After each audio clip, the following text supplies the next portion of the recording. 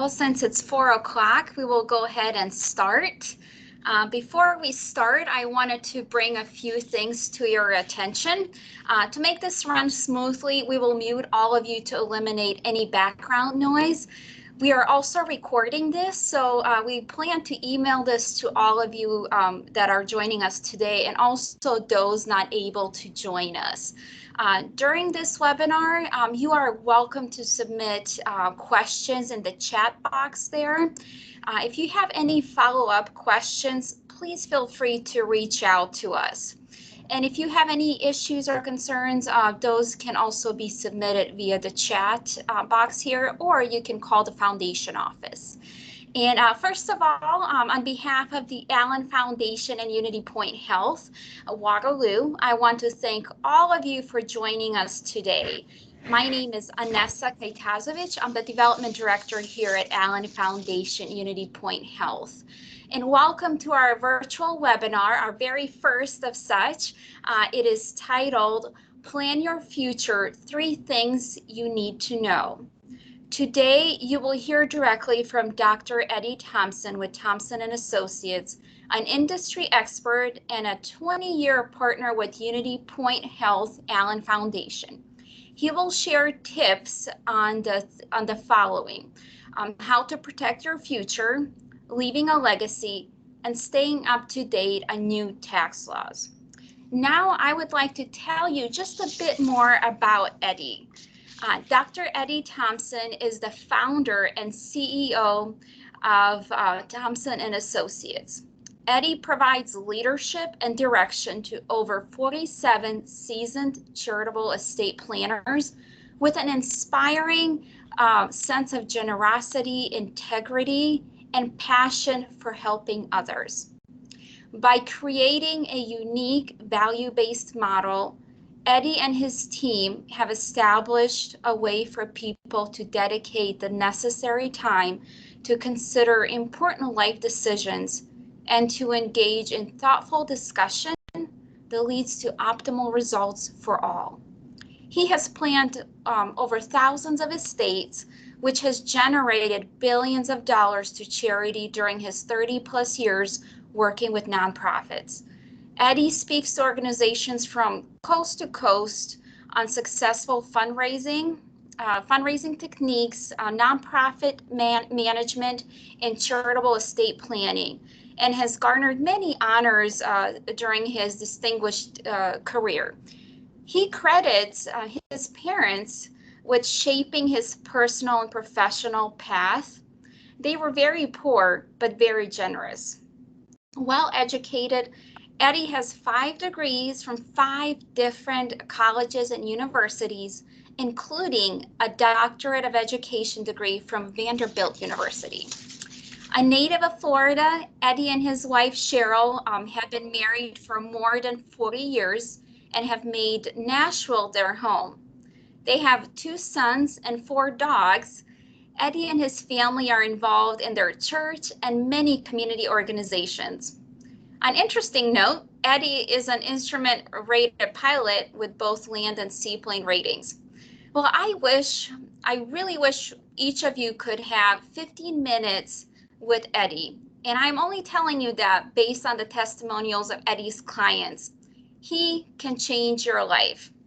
Now, I would like to share just 3 testimonials via this very short video link, just a couple of minutes long, on the impact that Eddie has had on some of our clients.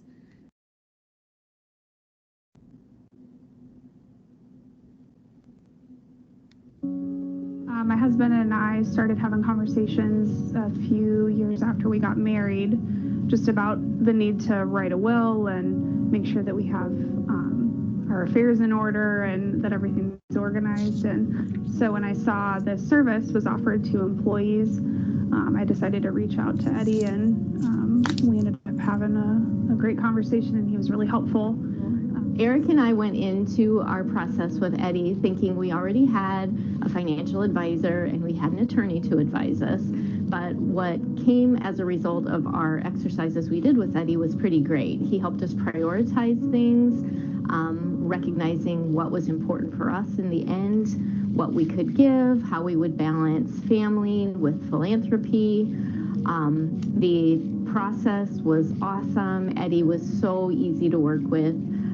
He made us feel comfortable from day one, explaining what he wanted from us and what Alan wanted from us. And I had no idea about estate planning. I mean, I've heard of the word. I never knew what that is. He was able to explain it in a simple way, even though if you don't have a lot of financial background, to understand it and know the importance of it. It was a multi-step process. We probably visited with Eddie 6 times. And throughout that time, he had us do homework, and the homework was so beneficial. And one of the exercises was writing letters to our children. There's a lot of peace of mind in knowing that our affairs are settled, that we have things set up in a way that protects what we've worked hard for. And now we have kids, one on the way and a 1.5-year-old. And so the way that we've set things up, we know that they're written out in a way that it's gonna be passed down how we want it to be passed down. His services were free to us, and that truly was a benefit. It's not something that we would have probably sought out because of the expense of it, in addition to the expenditures you typically have with attorney fees and with financial advisors. Having this service as a free service given by Alan, it's a great benefit. And I wish that more people, medical staff, knows about it and understand what it is, but probably they were just like I was before I met him. So people that know me, if you trust me, go see Eddie.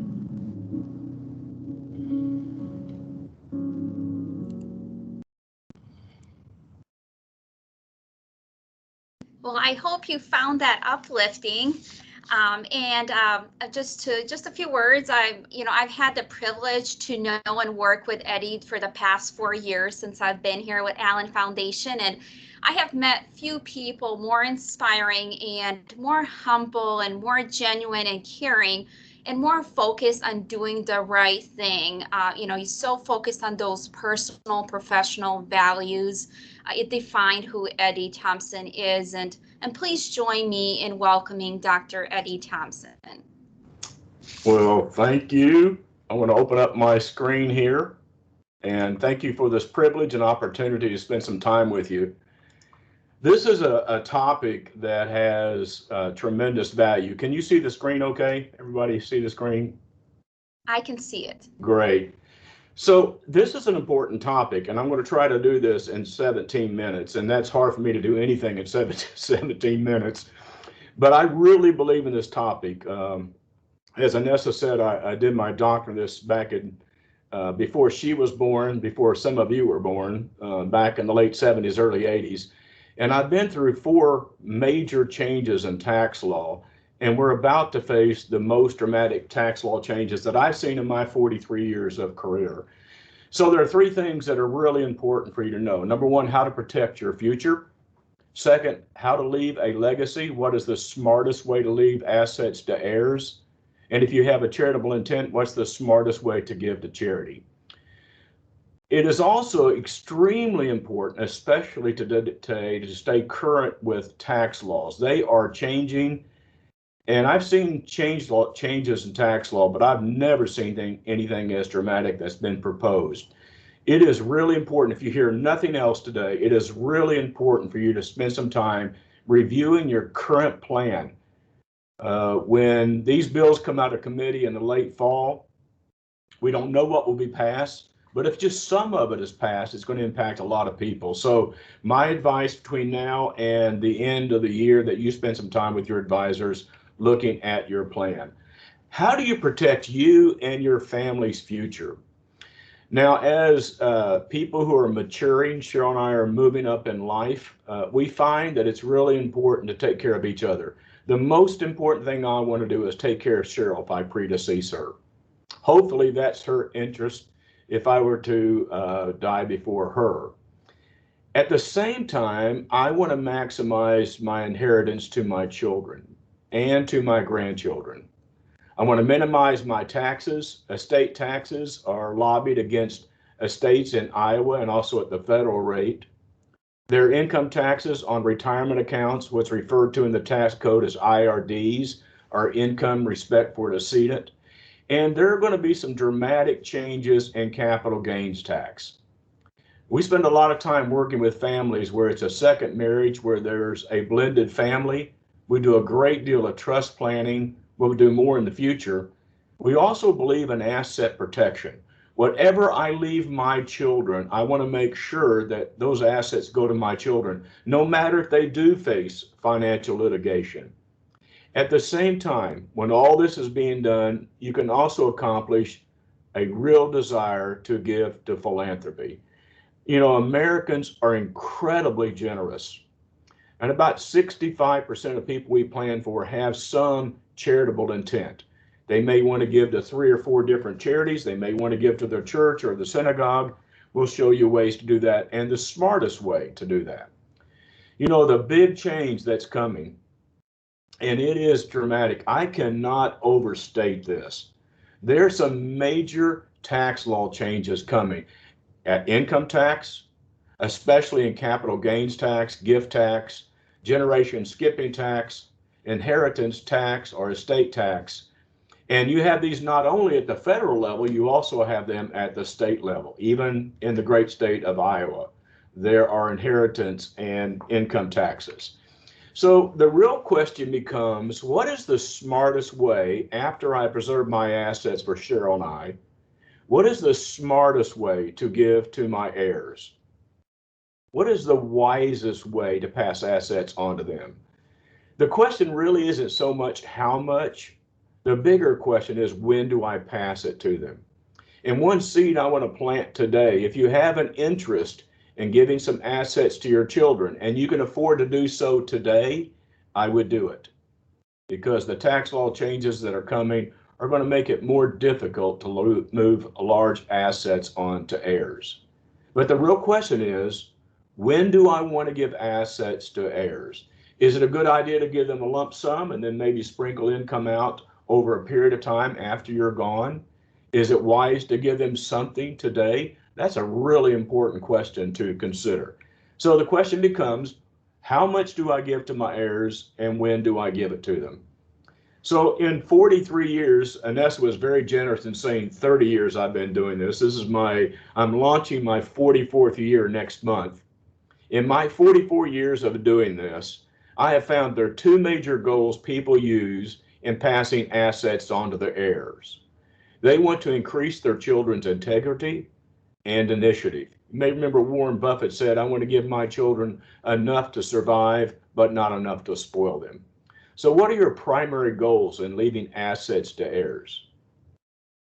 Do you want to assist them to become better people? Well, there are ways of doing that. And do you want to transfer your values to your children? And there are ways of doing that. Most people don't take advantage of that. And some individuals want their children to have learning time when it comes to managing money. You know, most of us, we did a survey years ago, and we found that most of us do not believe we've done a great job teaching our children how to manage and secure wealth.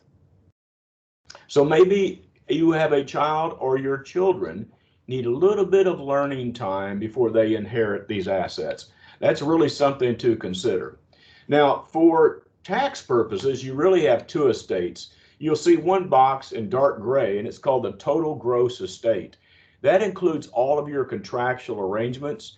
And if you've been planning with me in the past, you know we separate what are the contractual assets and what are probatable assets. The vast majority of people work on their probatable estate, which is often much smaller than their total gross estate. So think about it this way. In your total gross estate are not only probatable assets like personal possessions, stocks and bonds, real property, some business interest. You also have that total gross estate, which includes life insurance, jointly owned property, revocable trusts, retirement accounts, investment accounts of various types. And very often what we have drafted in our will is not in agreement with our contractual agreements in the total estate. So when the IRS looks at your estate, they like the big numbers, not the small numbers. They're going to look at your total gross estate. So what are some of the tax law changes that have been proposed? Well, there's one that's already passed that has already made a tremendous difference, and that is the ability to stretch. Heirs have the ability to stretch their retirement accounts from their parents for less than or 10 years or less. That's a pretty dramatic change. I really believe bigger changes are coming in that area. You may see that the stretch is reduced from 10 years to 2 or 5 years.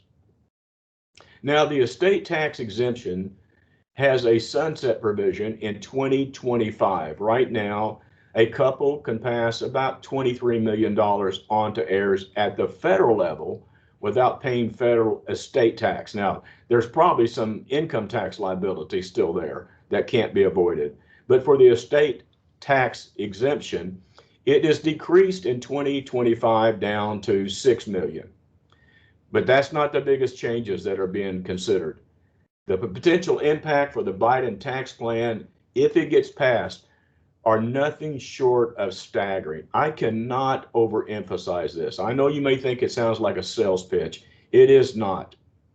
There's going to be further decrease in the estate tax exemption and increase in estate tax rates. What does that mean? It's been proposed that anything over $3.5 million be taxed at a rate of 45%.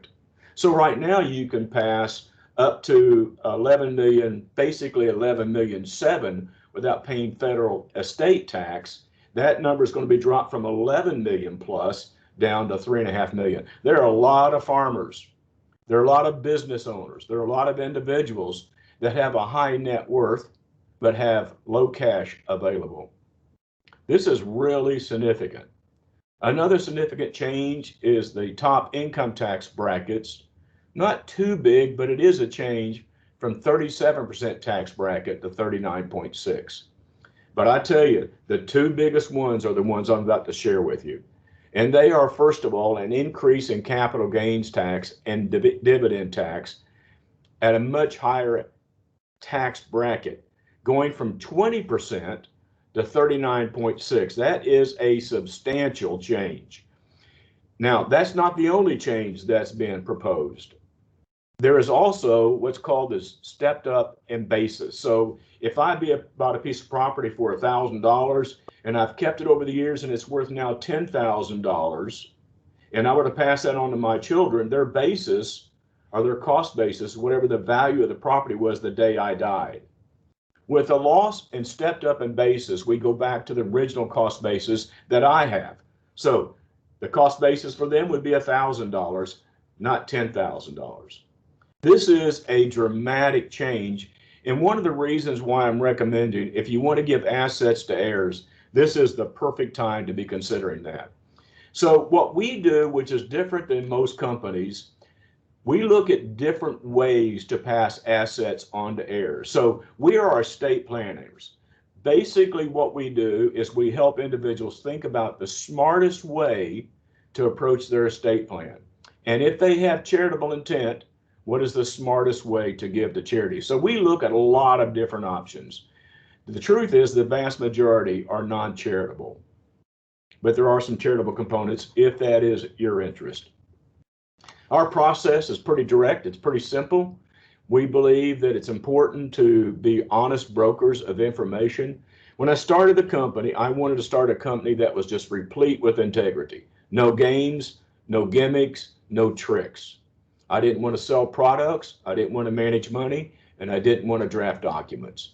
I wanted to have the right to sit down with people and say, what do you want to do? What are your goals? What are your objectives? And let us show you ways to accomplish those goals and those objectives. So these are options that are available, whether you have charitable intent or not. What we do, which is the reason why charities love us, there's a reason why they pay us. They love us because we generate some charitable dollars. And here's how that happens. Most of us have what's referred to in the tax code as personal capital.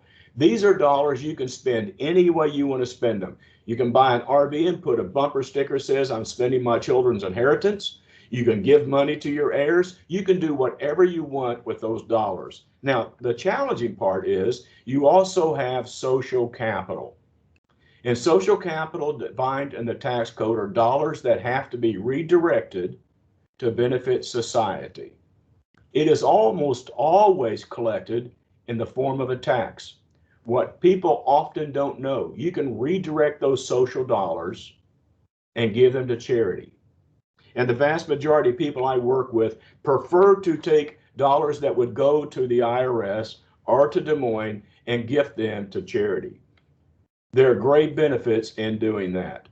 Our task is to find out what your goals and objectives are. What is the smartest way to take care of yourself, if you're an individual or a couple? What is the wisest way to pass that on to heirs? And if you have social capital, and the vast majority of you do, would you rather give that to charity or would you rather give that to the IRS? Those are your two options with social capital. Now, with that in mind, we start a planning process, and it is a values-based process. This is not product-driven. Our goals and objectives are not important to you. The goals and objectives that are important are your goals and objectives. So first thing we do is we clarify your values, the estate planning objectives and priorities. Those are yours, not ours. My job is to show you what you can do for the various objectives and priorities in your estate. We organize your net worth statement. You know, I've been doing this a long time, and one of the things that surprises me, even to this day, is the vast majority of people underestimate the value of their estate. The other thing we do is we educate you on options to reduce your taxes and to redirect that social capital. When all is said and done, we give you recommendations. We contrast them to your current plan, to our recommended plan.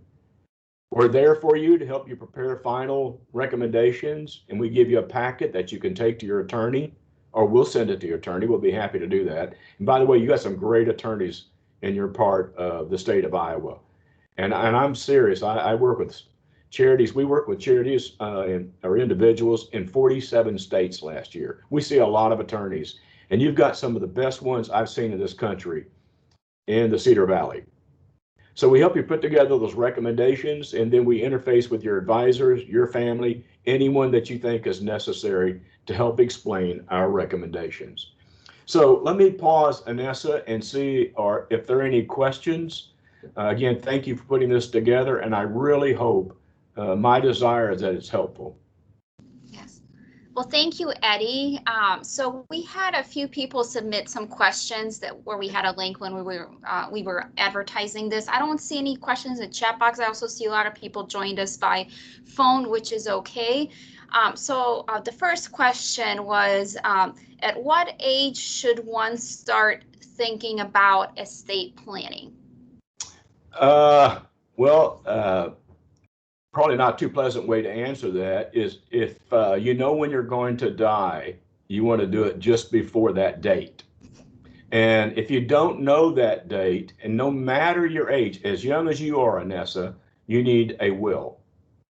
Basic, because you do have some assets and you have probably some retirement accounts. So real serious planning should begin at any age in which you're majority. So that's when you're out on your own.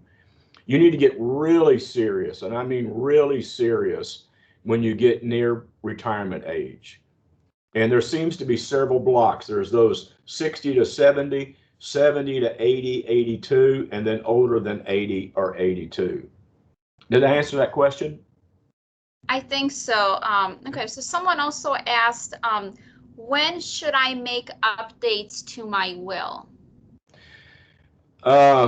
Normally we say whenever there's a dramatic change in your circumstances, you have a new child or you have a grandchild retiring, whenever there's a major change.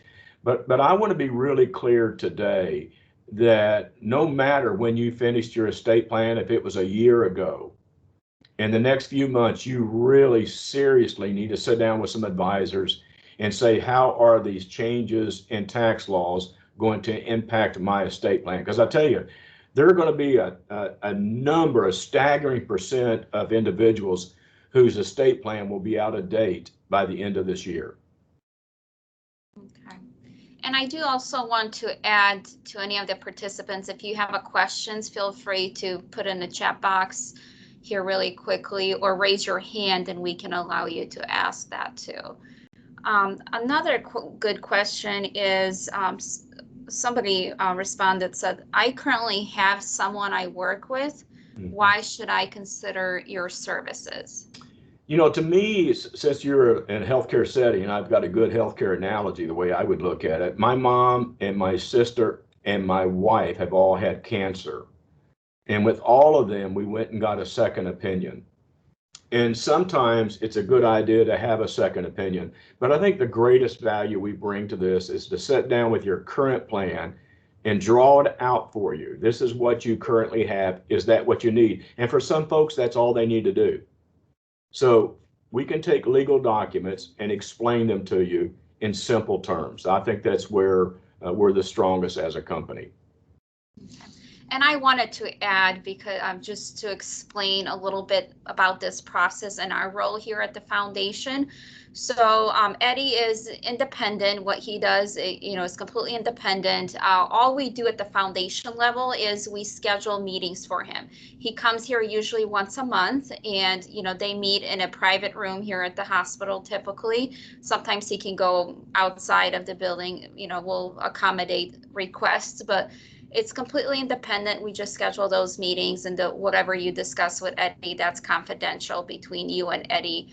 But most of the people, just the testimonials that I've had folks share with me, they appreciate that independent approach, because the fact that Eddie does not sell any services, he doesn't sell anything, he simply wants to sit down and listen to what's important to you and give you options so you can make the best decision based on your values, what's important to you and your family. And I know some have shared about even the letter process that you had them do, write to their children. Just, there's little things, personal touches that Eddie can really add, to this process. And most people that do meet with Eddie, they usually tell me they're already working with somebody else. And, like he said, that does not matter. You can still have a independent approach, to your estate planning with Eddie. So. Nessa, if I can jump in, I know most people when they come to see me, they think it's about a gift. It's a gift, Alan. I know, because I'm a skeptic by nature. That's what I would do. I'm confident what you will find is not only do we not share information with the foundation, they'll tell you they've never gotten a wink or a nod from me. They are the fundraisers. I'm not. Now, if you have charitable intent, I can show you how to do it, but that's not my job. And I think you'll find that not only is it confidential, the only people that know anything we discuss would be individuals within my firm. And that's important for you to know. And so again, you would have the question, why are they paying Eddie Thompson so much money? What's the hidden agenda? There's no hidden agenda. They know if you have charitable intent, they hope you'll consider them as one of the charities, but that's their side of the equation. My side, that I take very seriously, is to make sure that all the planning is done and that it's thorough. Mm-hmm. Absolutely. And, Eddie just gets paid a consulting fee on an annual basis, and that's it from the hospital. And so for us, we see it as a benefit, something we can give back to, our employees, our board members, community members, just people, we simply are friends with here in the hospital system. We touch many, many lives. And so it's important to have a free benefit, something that can benefit them. And if they choose to give back to charity, hey, it's a blessing for all of us then. Sure. Okay, so another question was, what are the biggest mistakes you've seen with estate planning? There are three that I see most frequently. Number one, not keeping a plan current. That's an obvious one. The second one, which we see more and more frequently, is individuals who create a trust, a revocable living trust, and they never fund it. I am shocked at how many people go to the expense of having a trust drafted and never put anything in it. So that I hope that's not you. And the last thing I would say is not only are they not keeping it current, they've not funded the trust. I think the other thing is that they often neglect contractual agreements. They focus on their will when, if you're typical of most people, most of your assets are held on a contract. And whatever you write in your will does not control your contractual agreements. So here's an example. If I were to write on my will that I leave all of my retirement accounts to my wife in my will, but on all of my retirement accounts, I list my children, it doesn't matter what's in my will. On these contractual agreements, it's controlled by the contract. That's the third biggest mistake we see, and it's substantial. It has real consequences. Interesting. What about, could you maybe touch on a little bit about the trust versus will? Like, when should, when do you consider a trust and just. There are reasons of privacy where a trust really makes sense. I think people often have they have more trust than they really need. Where it is really crucial to have a trust is wherever you have property outside of your state of residence. So let's say you owned a timeshare in Florida or in Arizona, and you pay property tax on that, and you were to die, you would have to probate your estate in Iowa and Florida or Arizona. And so you'd want to roll that asset into a trust. So trust on those occasions make an awful lot of sense. It also typically is quicker. It is quicker than having a will to go through the probate process. But again, remember that if you're typical, the vast majority of your estate is under contracts, which flow typically in 1 to 3 weeks, where the probate process typically takes maybe 9 to 18 months. So there's a speed component to that. Okay. I guess as far as any other assets or anything else that people should consider, well, I guess, okay, let me throw this at you. What about giving an example? Because I think we have a lot of people who might be visual. Just for example, just a typical example, somebody comes to you, they have so much in assets and they don't really have a plan, and just how you can delegate it into certain funds and what you can do to come out on top where they do pass it on to their heirs or whoever they want it to, and then they give back, and how much they could be saving in taxes. We have seen that happen, Anessa, for years and years. Again, I don't want to keep overstating this, but it's the truth. It's going to become more important in the future. I'll give you a great example. 3 Saturdays ago, we got our family together, and we have a lake house. And because of proposed tax laws that are coming, we gifted our children the lake house with a reserve life estate, so we can visit there all we want. They can't keep us out. they can't take our key away from us. But we have already gifted that property to them, because we know in the future, whatever we give them, they're going to pay a 40% tax on it. We don't want that, just at the federal level. And so we've already created a trust in which we place that property into the trust, and they are the trustees and beneficiary. So, there are certain actions depending on the type of assets. One of the things I've learned is not so much the size of your estate, it's the type of assets in your estate. So I really believe we can help someone who's worth $300,000 or $400,000 as much as we can for someone who's $100 million individual. That's a great example. Thank you for sharing that. Just another topic, I don't think we've discussed it yet, is just to talk about different charitable funds. Let's say somebody does, comes and they do have intent to give to charity along with their heirs. So I know there's a charitable annuity fund. There's a couple of different, I guess, vehicles. Could you maybe just touch on that just briefly? Yeah. I know we don't have much time. Oh, yeah, I love it. Now you're talking a topic I really love, because Cheryl and I take advantage of these too. We have, for example, Cheryl and I have in our estate plan what's referred to as a testamentary charitable remainder trust. So when we die, a portion of our estate, not all of it, but a portion of our estate is going to go into these 3 charitable trusts. And it's going to pay income to our children for a period of 20 years. At the end of 20 years, it goes to the charities we love.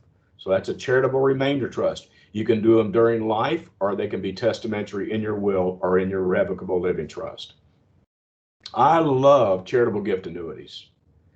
I do not understand people who have CDs why they don't take advantage of a charitable gift annuity. It is, you can't say in the tax law we're held back from saying they're tax shelters, but the tax advantages on those are tremendous. Now, you only want to take one out using the dollars you intend to give to charity anyway. A good example, Cheryl and I.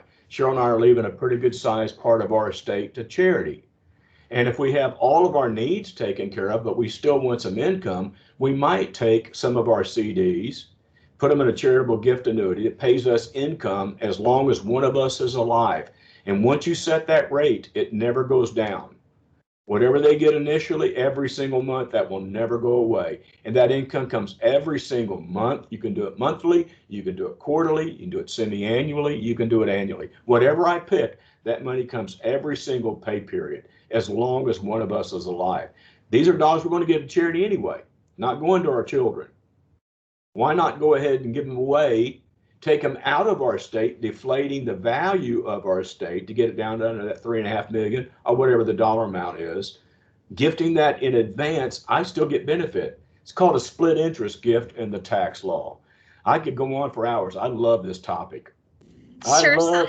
I love, Anessa, I love redirecting money from the IRS to charity. I love that idea. Your passion is just contagious, and I think that's why I've been keeping you around, maybe another 20 years, Eddie. So I do have one of the last questions, and I'm going to have to throw a really hard question at you, Eddie. Okay. All right. Is what inspires you to give to charity? Why do you give? There are two things. I grew up in a very poor family. My dad, when he heard that someone in our community wanted to go to college and couldn't afford it, my dad would get in his old 1952 Plymouth and drive around to farmers and business owners and say, Miss Smith's daughter wants to go to college, she can't afford it. Would you give $100 a month so she could attend college? He sent 23 young people through college. And when my dad died, 21 came back for his funeral, including the executive vice president of Pepperdine University. When my dad knew of he would do this every Monday, his day off was Monday. He'd get that old metal gas can, fill it up, 5-gallon can. He would take his old lawnmower that he used to wrap a string around the drive shaft and pull it to start it. And he'd mow grass of people that needed their yard mowed but were too old to do it. He never told them his name. Never. And then secondly, we lost a grandchild that today he would be 16. Next week would be his birthday. And I really appreciate it. And the reason I love healthcare, Vanessa, is because while we did not have the outcome we wanted, the word healthcare, the emphasis was on the care. They cared about us. The nurses, the doctors, they cared about us. So why do we give to charity? Because we've been blessed. Whatever I leave my children will go to something better than they already have. A nicer car, a nicer home, nicer vacations, a nicer savings account. At the same time, there are people who have real needs, and they need help. I want to help them. That's why I do this. I do it for two reasons, if I can bifurcate them. I do this because when one of us wakes up alone, when we've lost our spouse, I want everything that should have been done to have been done. That's number one to me. That's what drives me. Secondly, if people really want to make a difference in the lives of people who need us to step up, I want to help them too. I got the best of both worlds. I got the greatest job in the world. Can't beat it. Well, thank you so much. I didn't think you were going to get me teary-eyed a little bit, but that was just so inspiring. And that's why we all, love to do what we do. And we really appreciate the work you've done because you have changed lives and you continue to change lives every day. Thank you. Yeah, and I think that's all our time allows today. I want to thank all of you for joining us today. And if you have any questions regarding any of the topics, would like to learn more, or if you're interested in scheduling a time to meet with Eddie, we would be happy to help you here at Allen Foundation. Please reach out to us at Allen Foundation, and we really appreciate your time today and your support. Thank you so much. Love to meet with you. Thanks, Anessa. Thank you, everybody. Thank you, Eddie. Thank you, everybody. We really appreciate it.